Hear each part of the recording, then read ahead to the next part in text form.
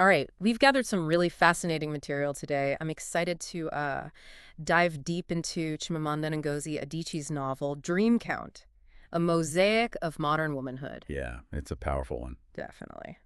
We've pulled insights from, well, quite a few great sources, articles, reviews, places like Vox.com, World Literature Today, literaturepatiri.com.ng. Good stuff. Our mission here really is to unpack the key insights, not just about modern womanhood, resilience, connection, but sort of how Adichie weaves it all together so masterfully. And the setting is crucial, isn't it? You've got to remember this is set right in the thick of the early COVID-19 lockdown back in 2020. Yeah, that context looms large. It really does. And what makes it stand out, I think, is this polyphonic approach. It's not just one voice. Right, multiple perspectives. Exactly. 4 African women living in America, Nigeria, sometimes between the two. Yeah.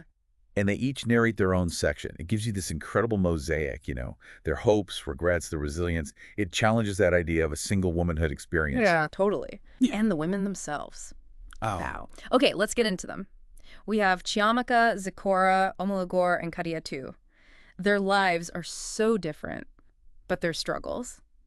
They paint this really broad, powerful picture. They really do. Each one brings something vital. Let's start with Chiamaka, or Chia. She's a Nigerian travel writer stuck in America during the lockdown. Isolated. Very.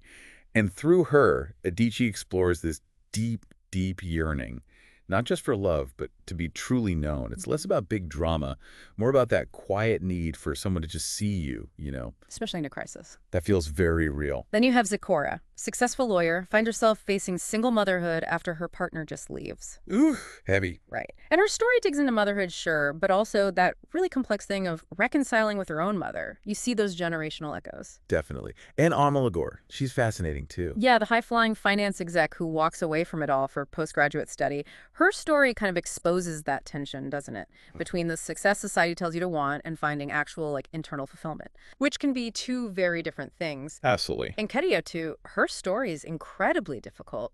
She is housekeeper, a mother, and she survives this horrific sexual assault at work. It's gut-wrenching. It is. And her narrative forces you to ask, well, what does justice even look like for someone on the margins? Right. It tackles immigrant struggles, dignity, power imbalances. It's raw. And sadly, it reflects real-world situations where justice is so hard to find. Yeah, that theme of justice and resilience, especially through Kadiatou, is so powerful. It makes you think, what is real justice? Is it punishment, or is it about survival dignity? Exactly. It pushes beyond simple answers. And, it's not just the heavy themes. It's the way Adichie writes. Her style. It's something else. Oh, absolutely. That description, clear as polished window panes. Perfect, isn't it? It really is. It's like you see right into their minds. The reviews, they all highlight that emotional clarity, the sharp social insight she really doesn't hold back, and just this profound empathy. It might not be packed with, plot twists every page. Right. It's not plot-driven in that sense. But its strength is that interiority, diving deep into their thoughts and feelings. That's what sticks with you. Precisely. Peeling back those layers of consciousness. So thinking about this for you, the listener, Dream Count really offers this incredibly sensitive, complex mosaic of what it means to be a woman now. Yeah, tender but unflinching, I think someone called it. That's a great description.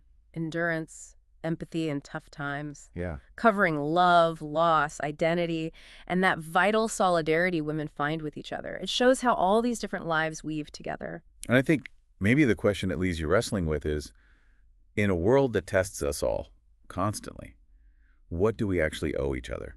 In empathy, understanding, seeking justice, and maybe just as crucial, what do we owe ourselves? That's a deep one. It's definitely a must-read if you value those nuanced character studies, stories about friendship strength, and, yeah, those big questions about human connection today.